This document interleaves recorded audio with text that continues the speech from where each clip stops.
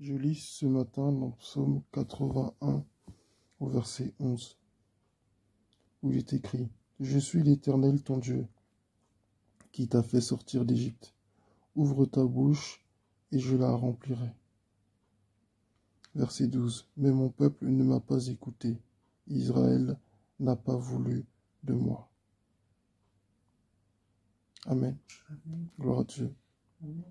Ici, le Seigneur est en train de faire une invitation à son peuple, à l'écouter, à revenir à lui, à marcher avec lui. Et il lui rappelle ce de quoi il a sorti. Et il dit, « Je suis l'Éternel, ton Dieu, qui t'a fait sortir d'Égypte. » Dieu aime nous rappeler de là d'où il nous a pris avec lui. Amen.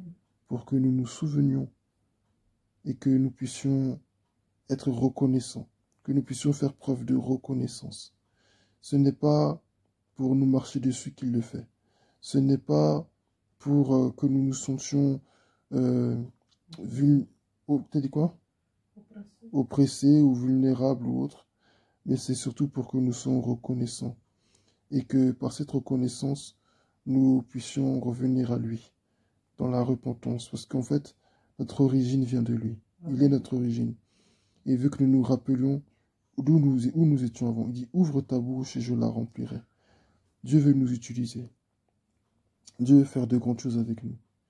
Et il est prêt à nous équiper de tout ce dont nous avons besoin pour pouvoir accomplir ce qu'il veut que nous accomplissions. Mais il y a une condition. Il veut que nous soyons reconnaissants, que nous nous rappelions de ce qu'il a fait, que nous revenions à lui. Il dit, mais mon peuple n'a pas écouté, ne m'a pas écouté, Israël n'a pas voulu de moi. Ça me rappelle encore une fois le passage où Israël demande à tout prix un roi au Seigneur. Il demande à tout prix un roi, comme les autres peuples, un roi qui marche à leur tête quand ils vont en guerre. Et Samuel est attristé, il est en colère aussi, si je ne me trompe pas. Et le Seigneur lui dit, ne sois pas fâché contre le peuple, parce que en réalité, ce n'est pas toi qui le rejette, mais c'est moi. Israël, j'étais leur roi, j'étais leur guide, mais Israël n'a pas voulu de moi. Et c'est vraiment affligeant d'entendre Dieu parler ainsi. Dieu qui se sent rejeté par son peuple. Dieu qui est rejeté par son peuple. Dieu qui n'est pas accepté par son propre peuple. Comme quoi il n'y a rien de nouveau. Dieu lui-même l'a vécu. C'est pourquoi tous ceux qui l'envoient le vivent aussi. Il dit, mais mon peuple ne m'a pas écouté, il n'a pas voulu de moi. Tu sais, lorsque nous ne sommes pas reconnaissants, en réalité, nous rejetons Dieu.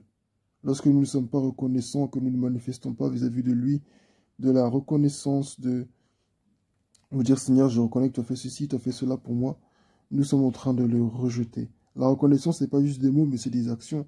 Lorsque je n'utilise pas le don que Dieu a mis en moi pour le servir, lorsque je ne fais pas ce que Dieu me demande de faire, je suis en train de manifester du manque de reconnaissance. Je suis en train de rejeter le Seigneur.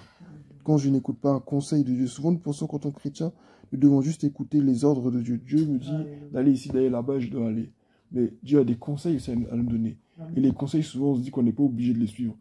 C'est vrai. Mais il est important aussi d'écouter les conseils de Dieu. Il est important d'écouter les conseils de Dieu. Alors, voilà le message d'aujourd'hui. Écoute Dieu. Manifeste de la reconnaissance. Amen. Manifestons de la reconnaissance vis-à-vis de notre Dieu en l'écoutant. Amen. Amen. Que son nom soit béni. Amen.